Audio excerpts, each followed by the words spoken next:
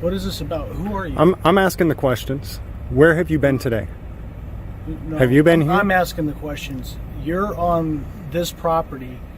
You're on this property, so you need to answer my questions. Are you drunk?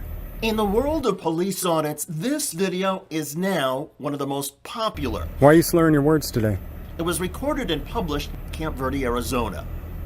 So have you been here all day, or have you been out? Have you been to the bar today at all? Who are you?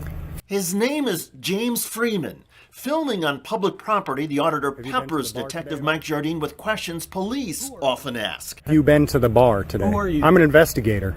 Investigator for who? Investigative journalist. For who? I investigate corrupt officials. So I'm wondering, where have you been today? Have you been here all day, or have you been out at the bar at all? Working on a fraud case. That's Okay. where I've been. Okay. Have you been to the bar at all today? No. Okay. You got any drugs on you? Have you used any drugs today? What a ridiculous question. That's not a ridiculous Hey. question. Deputy Handis, you know who this guy is? I don't believe so. The detective turns to that uniformed deputy for help. It does not deter Auditor Freeman. Have you guys ever breathalyzed him while he's been on the job?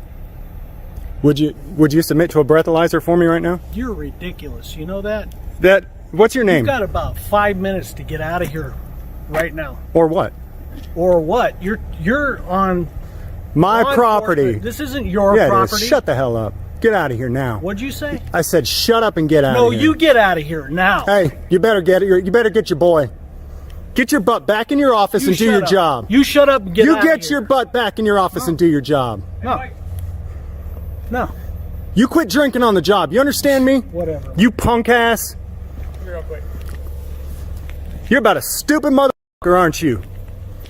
As James Freeman noted on his video, it has not been proven that Detective Mike Jardine is or was drinking on the job. Still, what a confrontation.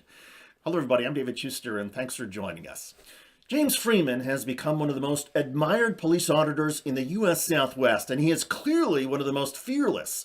Freeman often taunts and verbally insults police he catches making threats or trampling on the Constitution. This particular video from January of 2020 asking cops the same silly questions they ask us has now been viewed more than 8.4 million times. And it seems to get reposted every few months on Reddit, generating tens of thousands of more views and comments. Indeed, this video is timeless. And to a lot of Americans, it is more inspiring and satisfying than ever.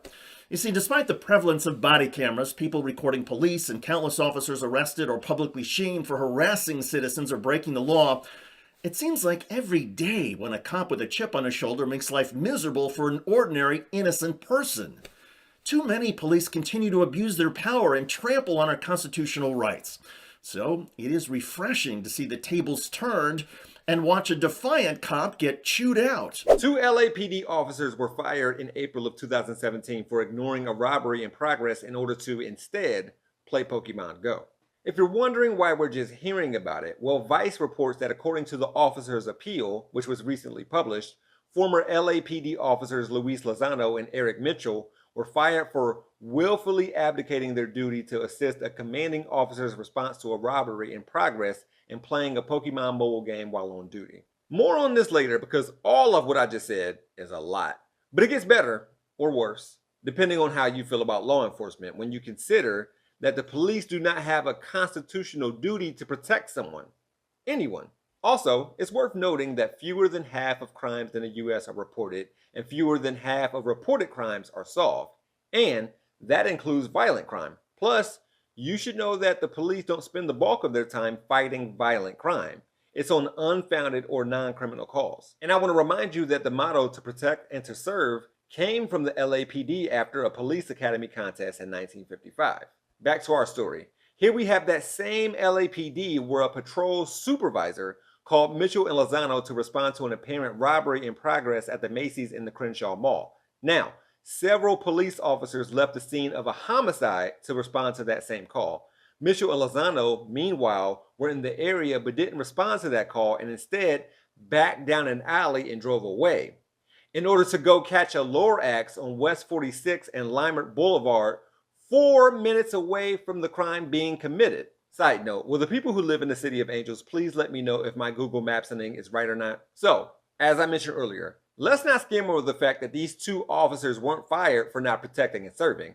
They were essentially relieved of their duties for not following a superior's orders, a commanding officer's response. These 2 officers argued that the recording should not have been used in their disciplinary proceeding and added that they had been denied the protections of the Public Safety Officers Procedural Bill of Rights Act. Oh, and both officers lied about what happened. According to the court records, both of them claimed they were merely catching images of Pokemon, not playing a game, but later admitting to going after the Snorlax because they wanted to chase this mythical creature and later a Togetic.